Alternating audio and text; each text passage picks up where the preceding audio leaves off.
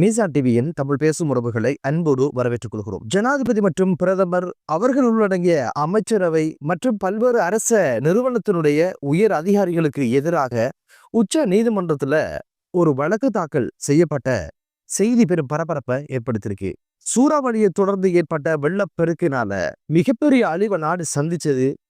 இதற்கு முழுக்க காரணமாக இருந்தது அரசு அதிகாரிகளுடைய அசம்பந்த போக்கு அப்படின்றத சொல்லி, அந்த வகையில அடிப்படை மனித உரிமைகள் மீறப்பட்டிருக்கு அப்படின்னு சொல்லித்தான் உச்ச நீதிமன்றத்துல ஒரு ஜனாதிபதி சட்டத்தரணியாக இருக்கின்ற உபுல் ஜெயசூரிய இந்த மனுவை தாக்கல் செய்திருக்கிறாரு. இதனுடைய பிரதிபதிகளை இவர் யாரை குறிப்பிட்டிருக்காரு அப்படின்னு கேட்டீங்கன்னா, ஜனாதிபதி அனுகுமார திசாநாயக்க, பிரதமர் ஹரணி அமரசூரிய, இவருடைய அமைச்சரவையில் இருக்கின்ற ஒட்டுமொத்த அமைச்சர்கள், அதே போல நீர்ப்பாசன திணைக்களத்தினுடைய உயர் அதிகாரிகள், தேசிய கட்டிட ஆராய்ச்சி மையத்தினுடைய உயர் அதிகாரிகள், மகாவலி நீர்ப்பாசன திணைக்களத்தினுடைய அதிகாரிகள், வானிலை அவதான நிலையம் அதனுடைய உயர் அதிகாரிகள், கண்டி மாவட்ட செயலகம் அதனுடைய உயர் அதிகாரிகள், பேரிடர் மேலாண்மை திணைக்களம் அதனுடைய அதிகாரிகள், இவ்வளவு பேரையும் அதனுடைய பிரதிவாதிகளாக இவர் பேர் குறிப்பிட்டிருக்கிறாரு.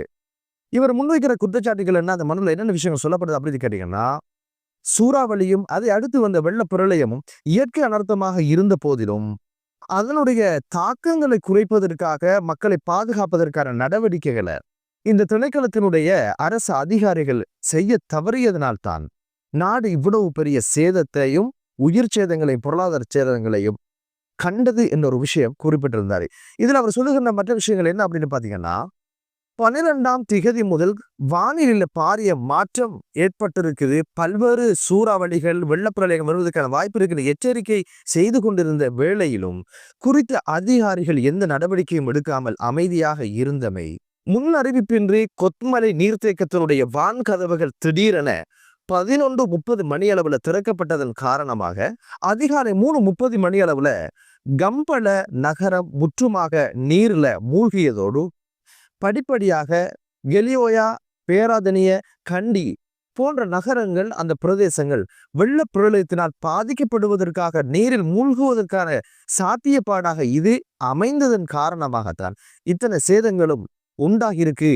முன்னறிவித்து நின்று எதற்காக இவர்கள் இதை திறந்தார்கள், இதை முகாமைத்துவம் ஒழுங்காக செய்யல அப்படின்னு ஒரு குற்றச்சாட்டையும் அதில் அவர் முன் வச்சிருந்தாரு. மக்கள் நீரில் மூழ்கி கொண்டிருக்கிற சந்தர்ப்பத்துல படகுகள் மூலம் மக்களை மீட்பதற்கான பணி ஆரம்பிக்கப்பட்டது. படகுகள் வேறு இடத்தில் இருந்ததன் காரணமாக இவைகளை ஏற்றி வருவதற்கான டிப்பர் வண்டிகள் வீதி அதிகார சபையிடமிருந்து கோரப்பட்டது. ஆனா இரவு நேரம் என்பதனால சேவை காலம் முடிஞ்சு அப்படின்னு சொல்லி அதனுடைய மாகாண அலுவலகம் அதுக்கான அனுமதியை கொடுக்கல. இப்படி இழுபறியில இருந்ததன் காரணமாக துரித கதியில படகுகள் கொண்டு மீட்கின்ற பணிகள் தாமதமானதுனால பல்வேறு உயிர்கள் கண்டி மாவட்டத்துல போறதுக்கான காரணமாக அமைஞ்சிருக்கு அப்படின்ற ஒரு விஷயமும் அதுல சொல்லி இருந்தாரு. அடுத்த ஒரு விஷயம் என்ன அப்படின்னு பாத்தீங்கன்னா, மொழி உரிமை மீறப்பட்டிருக்குது. மலையகத்து மக்கள் தான் அதிகமாக இதுல பாதிக்கப்பட்டவங்க. அவங்க தமிழ் பேசுறவங்க. இவங்களுக்கு கொடுக்கப்பட்ட அறிவுறுத்தல்கள்ல பெரும்பாலும் சிங்கள மொழியில தான் இருந்தது. எனவே மண்சரிவு அபாயம் குறித்த அறிக்கையில தமிழ் மொழியில எதுவும் இருக்கல. தாய்மொழியில இருந்திருந்தா இவங்க சுதாகரிச்சு கொண்டு முன்கூட்டியே ஏதாவது பாதுகாப்புக்கான ஏற்பாடுகளை செய்திருப்பாங்க. இந்த இடத்துல அரசியல் அமைப்புல உறுதி செய்யப்பட்ட மொழி உரிமை மீறப்பட்டிருக்குது அப்படின்ற ஒரு காரணத்தையும் அதுல சொல்லி இருந்தாரு. இந்த வெள்ள பிரளயத்தினால் நாடு தழுவி 618 பேர் இறப்பதற்கும் 29 பேர் காணாமல் போவதற்கும், அது மட்டுமல்ல 1 லட்சத்துக்கும் அதிகமான வீடுகள் சேதமடைவதற்கும், அதே போல 2 மில்லியன் பேர் அகதிகளாக இடம்பெயர்வதற்குமான காரணமாக இருந்தது. டிட்வா என்ற சூறாவளியையும் வெள்ளப்பிரளயத்தையும் தடுக்க முடியாவிட்டாலும் அதிகாரிகள் இதனுடைய ஆபத்தையும் இதனுடைய சேதாரத்தையும் குறைப்பதற்கான வழிவகைகளை செய்திருக்கலாம். எனவே இது NPP அரசை சேறு பூசுவதற்காக மேற்கொள்ளப்படுகின்ற ஒரு விடயம் கிடையாது. அரசு அதிகாரிகள், அரசு இயந்திரம் எதற்காக மந்த கதியில பயணிக்குது அப்படின்ற ஒரு விஷயத்துக்கான விடையை காண்பதுதான் என்ற பல்வேறு விஷயங்கள் அந்த மனுல குறிப்பிடப்பட்டிருக்குது. இத்தனை திணைக்களங்கள், 10க்கு மேல உள்ள திணைக்களங்கள் ஒரு அனர்த்தத்தோடு சம்பந்தப்பட்டதாக இருந்தா, இந்த திணைக்களங்கள் ஒன்றிணைந்தால் இதனுடைய ஆபத்துக்களையும் இதனுடைய சேதாரங்களையும் இதனுடைய இழப்புகளையும் நிச்சயமா குறைத்திருக்கலாம் என்பதுதான் மீசா டிவியினுடைய பார்வை. மக்கள் வரி பணத்துல சம்பளம் பெறுவது, அதற்கான சேவைக்காக அவங்கள நியமிச்சிருக்குது அரசு. ஆனா சேவை அப்படின்னு வந்தட்டா அங்க நேரங்காலம் மட்டும்தான் பார்க்கிறவர்களாக இருக்கிறாங்க. ஒரு அசாதாரண சூழ்நிலை, அவசரகால சட்டம் எல்லாம் நடைமுறைக்கு வந்தாச்சு. மக்கள் எல்லாம் வீதியில இருக்கிற சூழ்நிலை, தூங்கினவன் நிரந்தர தூக்கத்துக்கு இரவோடு இரவா போயிட்டான். இப்படியான சூழ்நிலையிலும் நேரம் பார்த்து காலம் பார்த்து நாங்க சேவை செய்வோம் அப்படின்னு சொல்லுகிற இடத்துலதான் அரசு நிறுவனங்கள் இருக்குது. ஒரு நாடு மீளெழுச்சி பெறணுமாக இருந்தால் அரசு உழைப்பது போல அரச நிறுவனங்களும் உழைக்கணும். பொறுத்திருந்து பார்க்கலாம் இந்த வழக்கு குறித்து என்னென்ன விஷயங்கள் எதிர்வரும் தவணைகள்ல நடக்க போகுது அப்படின்னு சொல்லி இந்த வழக்கை எதிர்வரும் ஜூலை மாதம் 15ஆம் திகதிக்கு இப்போது உச்ச நீதிமன்றம் ஒத்தி வச்சிருக்குது. அடுத்த செய்தி என்ன அப்படின்னு பாத்தீங்கன்னா, நாட்டை நாசமாக்கியது அரசியல்வாதிகள் இல்லையா?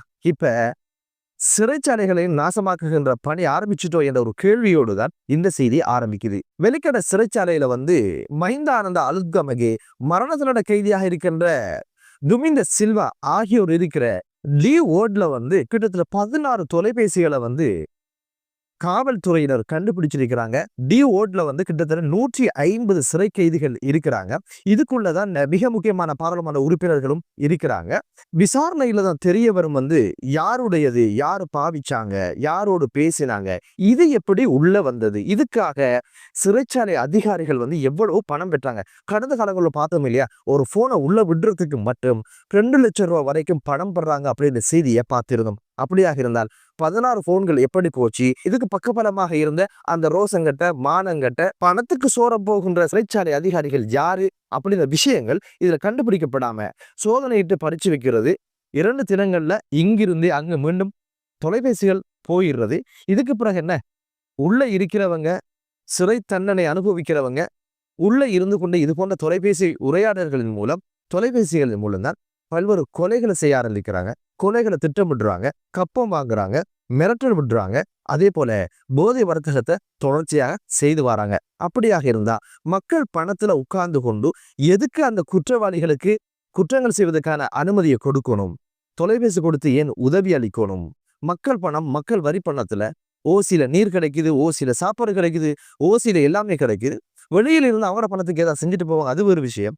அரச பணத்துல, மக்கள் பணத்துல இவங்களை உள்ள வச்சு இத்தனையும் செய்து போட்டோம். இது பிழை என்று ஒரு அதிகாரி சரியான முறையில சேவையாற்ற வந்தா அவனையும் அடிச்சு துரத்திடுறது, ஆர்ப்பாட்டம் செய்யறது, கூரையில ஏறுது ஆர்ப்பரிக்கிறது. இந்த அதிகாரி தேவையில்லை, எங்களை பிள்ளையாக வழி நடத்துறாரு அப்படின்னு சொல்லி பல்வேறு கோஷங்களை எழுப்பிடுறது. அடுத்த செய்தி என்ன அப்படின்னு பாத்தீங்கன்னா, அரசு அளித்த வாக்குறுதிக்கு ஏற்ப தற்போது முன்னாள் பாராளுமன்ற உறுப்பினர்களுடைய ஓய்வூதியங்களை ரத்து செய்கின்ற சட்டம் மூலம் இப்போது பாராளுமன்றத்துல ஒப்படைக்கப்பட்டிருக்குது. இதை எதிர்த்து 5 பேர் உச்ச நீதிமன்றத்துல அடிப்படை மனு ஒன்றை தாக்கல் செஞ்சிருக்கிறாங்க. அரசியல் அமைப்புக்கு மாற்றமானது, இது ஒரு அரசியல் பழிவாங்கல் அப்படின்னு சொல்லி, எங்களுடைய பென்ஷன் எங்களுக்கு வேணும், இதனாலதான் இந்த வாழ்வாதாரம் ஓடுது அப்படின்னு சொல்லி, இதை சட்டத்துக்கு விரோதமானது என்று சொல்லி தீர்ப்பளிக்க சொல்லி 5 பேர் ஒரு மனு தாக்கலை செய்திருக்கிறாங்க. இந்த 5 பேர் யாரு அப்படின்னு பாத்தீங்கன்னா, முன்னைய நாள் பாராளுமன்ற உறுப்பினர்களான பிரேமஸ்ரீ, நவரத்ன பண்டா, தீபால் குணசேகர, சமன் ஸ்ரீ ஹேரத், உபாலி அமரஸ்ரீ ஆகியோர் தான் இந்த மனு தாக்கல் செஞ்சிருக்கிறாங்க. இவங்க என்ன சொல்றாங்க அப்படின்னு கேட்டீங்கன்னா, பாராளுமன்ற உறுப்பினராக இருந்து சேவையாற்றுவது என்பது உயிரை பணைய வைத்து செய்ய வேண்டிய ஒரு வேலை. கடந்த காலங்கள் நாங்கள் பார்த்திருந்தோம். பண்டாரநாயக்க, பிரேமதாசா, லலித் அத்துலத் முதலி, காமினி திசாநாயக்க இவங்கள் எல்லாம் இந்த பணியில இருக்கும் பொழுதுதான் மரணம் அடைஞ்சாங்க, படுகொலை செய்யப்பட்டாங்க. இப்படியான ஒரு சவால் மிக்க ஒரு பணியை செஞ்சு போட்டு ஒரு ஓய்வூதியம் இல்லைண்டா அப்படின்னு சொல்லி பல்வேறு கேள்விகள் அதுல எழுப்பி இருந்தாங்க. இவங்க எல்லாம் உயிர் தியாகம் செஞ்சாங்க நாட்டுக்காக அப்படின்னு வச்சுட்டான ஒரு வாதத்துக்கு நீங்க எதை இழந்தீங்க அப்படின்ற கேள்வியும் எழ ஆரம்பிச்சிருக்கு. இந்த பேர்களை கூட கேள்விப்பட்டது கிடையாது. என்ன சேவையாற்றினாங்களோ என்னவோ தெரியல. இவங்க என்ன சொல்றாங்கன்னு கேட்டீங்கன்னா, தருகின்ற 80,000 ஓய்வூதியமும் மருந்து மாத்திரை அதுகளுக்கே போதுமாக இருக்குது, இதை கட் பண்ணிட்டீங்கன்னா அங்க எங்க போறோம் அப்படின்ற கேள்வியையும் அவங்க முன் வச்சிருந்தாங்க. இப்போதைக்கு 189 பாராளுமன்ற உறுப்பினர்களுடைய ஓய்வூதியம் ரத்து செய்யப்படுவதற்கான வாய்ப்பு இருக்குது. இதுல 50 பேர் அரசு அதிகாரிகளாக அரசு சேவையில இருந்து பாராளுமன்றம் சென்றவங்க. எனவே அவங்களுக்கு இதன் ஊடாக ஆல்ரெடி இருந்த அரச தொழிலுக்கான பென்ஷனும் கிடையாது, பாராளுமன்ற உறுப்பினராக இருந்து பெறுகின்ற அந்த ஊதியமும் இல்லாம போகுது அப்படின்னு சொல்லி பல்வேறு ஆதங்களை அவங்க வெளியிட்டாங்க.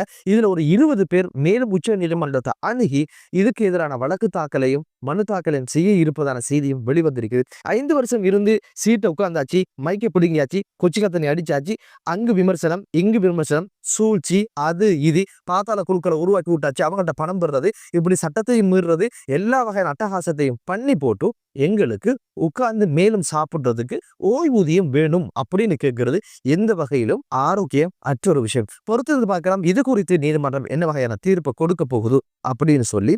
எனவே ஒரு நிறைந்த பொருளாதாரம் கொண்ட நாடாக எழுச்சி பெறுவதற்கும் அரசு அதிகாரிகள் வினைத்திறன் மிக்கவர்களாக சேவையாற்றுவதற்கான மனநிலை உள்ள அரசு அதிகாரிகள் உருவாகட்டும் என்ற ஒரு பிரார்த்தனையோடு மற்றொரு காணொளியிலே உங்கள் அனைவரையும் சந்திக்கும் வரை விடைபெறுகிறேன். நன்றி.